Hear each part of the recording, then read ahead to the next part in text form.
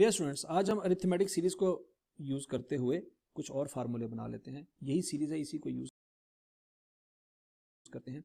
हमारा यहाँ पे फिलहाल अगला जो पॉइंट है वो ये है कि 1 3 5 7 9 11 13 जो कि पिछली वीडियो में हमने एज एन एग्जांपल यूज की थी, इसका अगर अरिथमेटिक मीन निकालना हो तो कैसे निकलेगा। ओके जी, हम देख लेते हैं अरिथमेटिक मीन। अरिथमेटिक मीन आपने अगर मैट्रिक में कुछ याद हो आपको तो अरिथमेटिक मीन का फार्मूला पढ़ा था। Arithmetic mean is equal to sum of values divided by number of values. ठीक है जी, वैल्यूज का जमा करें और नंबर वैल्यूज पे डिवाइड करें, आंसर आ जाएगा। ओके जी, हमारे इस एग्जांपल में सम ऑफ वैल्यूज हमने फाइंड किया था 49 है। नंबर वैल्यूज कितनी है 1 2 3 4 5 6 7 7 वैल्यूज है। ओके, तो सम आता है जी 49, नंबर वैल्यूज है 7, तो आंसर आ जाएगा 7। हमारा अरिथमेटिक मीन आता है 7। हम नंबर वैल्यूज यहाँ पे दोबारा लिख लेते हैं 1 3 5 7 9 11 और 13, ये सेम वैल्यूज जो हमने वहाँ लिखी थी। ओके, अब हमारा अगला पॉइंट ये है कि अगर आपके पास ये एक सीक्वेंस अरिथमेटिक सीक्वेंस है तो आपको सारी वैल्यू जमा करने की जरूरत नहीं है। पहला फार्मूला तो ये है, बिल्कुल ठीक है। लेकिन अगर पैटर्न एक चल रहा है तो उसमें पहली वैल्यू और आखिरी वैल्यू को जमा करें। पहली वैल्यू है जी हमारे पास a, आखिरी वैल्यू है l डिवाइडेड बाय 2 करें तो तब भी आंसर हमारा सेम आता है। क्या कर लें, पहली वैल्यू है जी 1 डिवाइडेड प्लस 13 डिवाइडेड बाय 2, तो याद 14 divided by 2 is equal to 7। अगला पॉइंट नोट करें वो ये है कि 7 बिल्कुल 1 और 13 के सेंटर में आता है। इसमें यहाँ पे भी दो वैल्यूज का गैप है और यहाँ पे भी दो वैल्यूज का गैप है। ठीक है जी, तो ये बहुत इंपॉर्टेंट पॉइंट है कि आज के बाद आपको फिर इसका मतलब है अरिथमेटिक प्रोग्रेशन में अगर आपने अरिथमेटिक मीन फाइंड करना है तो आपको सारी वैल्यूज को जमा करने की जरूरत नहीं है, सिर्फ पहली और आखिरी वैल्यू को जमा करें और 2 पे डिवाइड कर दे, आंसर आएगा। 2 पे इसलिए डिवाइड किया क्योंकि 2 वैल्यू जमा हो रही है तो 2 पे डिवाइड करेंगे। 7 वैल्यूज का जब आपने सम लिया तो 7 पे डिवाइड किया था, जब 2 वैल्यूज का सम करेंगे तो 2 पे डिवाइड करेंगे। अच्छा, अब अगला पॉइंट नोट करें कि अगर let assume this is A and this is B and this is C, 3 values हैं। Let A B and C are 3 values consecutive in arithmetic progression. Then अब जरा देखिएगा, 5 और 1 को जमा करूं और 2 पे डिवाइड करूं तो 3 आता है। इसका फार्मूला बना लेते हैं क्या कि a plus C divide by 2 करेंगे तो सेंटर वाली वैल्यू आती है b। ठीक है, चेक कर लें, 5 plus 1 divide by 2, 6 divide by 2 is equal to 3, और 3 बिल्कुल सेंटर वाली वैल्यू है, मतलब b है। ठीक हो गया जी। अच्छा, अगर मैं इन तीनों को जमा करूं, 3 पे डिवाइड करूं तब भी यही आंसर आता है। कैसे, 1 प्लस 3 प्लस 5 डिवाइड बाई 3, तो ये 9 divide by 3 is equal to 3, तब भी यही आंसर आता है। इसका मतलब हो गया कि एक और फार्मूला बन सकता है, b is equal to a plus b plus c is over 3। ये तीसरा फार्मूला है और ये चौथा फार्मूला है आज का वीडियो में। ठीक है जी, तो ये मुख्तलिफ किस्म के फार्मूले हैं। अब इसके ऊपर सवाल किस तरह से आ सकता है, वो कह सकता है कि भाई इसके ऊपर सवाल में बात कर लेता हूँ। मतलब आपका सवाल हो सकता है, आपके दिमाग में आ सकता है सर अगर बी ऑलरेडी गिवन होगा तो फिर बी फाइंड करने की जरूरत क्या है। ठीक है जी, तो एग्जामिनर आपको सवाल बना के दे सकता है कि sum of 3 values in arithmetic progression is 9, find middle value. Middle value find करें तो तरीका क्या होगा कि 3 वैल्यूज का सम उसने दे दिया a b c 9, उसको 3 पे डिवाइड कर दें, आंसर क्या आएगा 3 आएगा।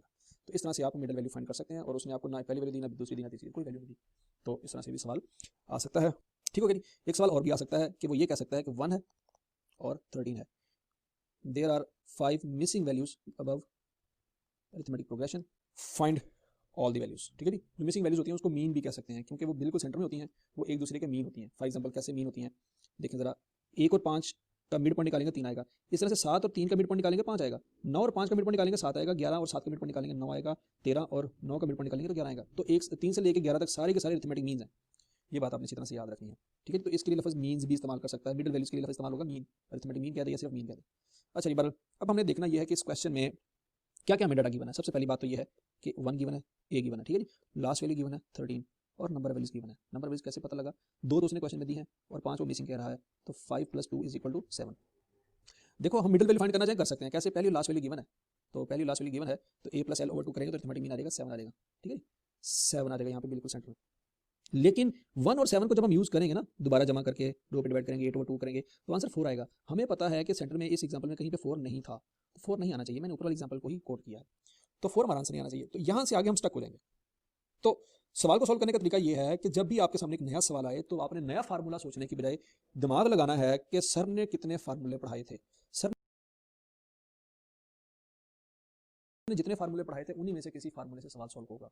मैंने आपको ये बताया था अगर क्वेश्चन में आपको डाटा गिवन हो, पहली वैल्यू गिवन हो, लास्ट वैल्यू गिवन हो, एन गिवन हो, तो आप कोई वैल्यू मिसिंग फाइंड कर सकते हैं। तो जरा सोचें, यही फार्मूला अप्लाई हो सकता है उस सवाल में। ठीक है जी, तो अभी देख लेते हैं। आपके पास a गिवन है, l गिवन है, n गिवन है, तो आप कॉमन डिफरेंस फाइंड करना चाहे तो कर सकते हैं ना। कैसे, last value is equal to a plus n minus 1 into D, तो लास्ट वैल्यू आ जाएगी 13, a है 1, n है जी हमारे पास 7 माइनस 1 इंटू कॉमन डिफरेंस नहीं पता हमें, तो यहाँ से निकाल लेते हैं। ये 1 इधर आके माइनस हो जाएगा, 12 हो जाएगा, और 7 माइनस 1 6 d, ये 6 इधर आके डिवाइड हो जाएगा, तो d is equal to 2, d निकला है हमारे पास। अब जरा देखो, पहली वैल्यू है जी हमारे पास 1, दूसरी वैल्यू फाइंड करनी हो, सेकंड वैल्यू फाइंड करनी हो तो फार्मूला है a प्लस डी। ये हमने पहले दिन पढ़ा था लेक्चर में, ये देखिएगा फर्स्ट वैल्यू है a, सेकंड वैल्यू है a plus D, third value है a प्लस डी मतलब a plus 2d, fourth value है a प्लस 3d। तो इस तरह कोई भी वैल्यू फाइंड कर सकते हैं अगर हमारे पास a भी है d भी है। तो हमारे पास d निकला है ना, तो सेकंड वैल्यू है a प्लस डी, a की वैल्यू है 1 और d निकला है 2, तो सेकंड वैल्यू आ गई 3। थर्ड वैल्यू का फार्मूला है a प्लस 2d, a है 1 तो 2 इंटू 2 5। फोर्थ वैल्यू का फार्मूला है a प्लस 3d, तो 1 प्लस 3 इंटू 2 ये हो जाएगा 6 प्लस 7 1 7। इस तरह से फिफ्थ वैल्यू है उसका फार्मूला हो जाएगा a प्लस 4d, ये है 1 तो 4 इंटू 2 9। इसी तरह से six value a plus 5d हो जाएगा, तो 1 प्लस 5 इंटू 2 11। 1 2 3 4 5 पाँचों मिसिंग वैल्यू हमने फाइंड कर ली है, 1 3 5 7 9 11 सारी वैल्यूज हमने फाइंड कर ली। तो ये तरीका है सवाल को सॉल्व करने का, जो डाटा आपको दिया गया ना उसी पर ब्रेनस्टॉर्मिंग करें, बजाय इसके कि आप नया फार्मूला बनाएं। आप सोचें कि सर ने आपको जो फार्मूले लिखवाए हैं वो उनमें से तो कोई यूज नहीं होता। जब तक आप फार्मूलों के साथ स्टक रहेंगे आपको कोई ना कोई आंसर मिल जाएगा सवाल को सॉल्व करने का। लेकिन अगर आप जैसे ही नया सवाल देखेंगे और आप समझ नहीं आएगी और आप अपना फार्मूला बनाने की कोशिश करेंगे तो आपको वो सवाल सॉल्व नहीं होगा। तो बेस्ट स्ट्रेटजी ये है, मैं आपको बता दूं, बेस्ट वे ये है इस टॉपिक को क्लियर करने का कि मैंने जितने फार्मूले आपको लिखवाए हुए हैं वो सारे आप रट्टा लगाएं 5 मिनट और उनको जुबानी लिखें, ठीक है नी? उनको अच्छी तरह से रट्टा लगाएं और कम से कम 5 to 6 टाइम्स लिखें। ये मेरा मशवरा मान लें, ठीक है? मानी तो आपने नहीं होती बात, मुझे पता है। आप कहते हैं बस ठीक है वीडियो बंद हो और हम सो जाएं, लेकिन बहरहाल फिर भी इस चीज़ को थोड़ा सा ट्राई करें आज।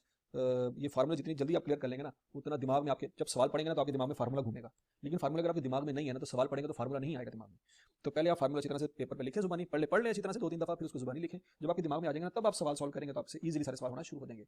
बेस्ट तरीका यही है पढ़ने का कि जब कुछ सवाल पढ़े ना तो आपके दिमाग में फार्मूला नजर आना शुरू हो जाएगा, यार ये वाला फार्मूला लग सकता है।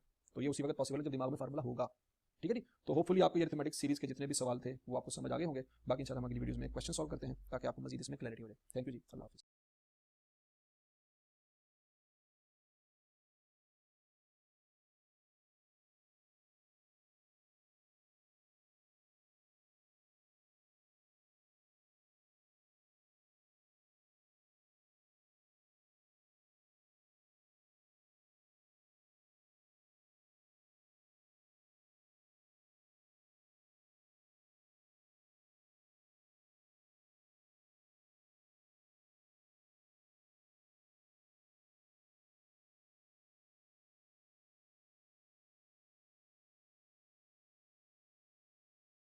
डियर स्टूडेंट्स, आज हम अरिथमेटिक सीरीज को यूज़ करते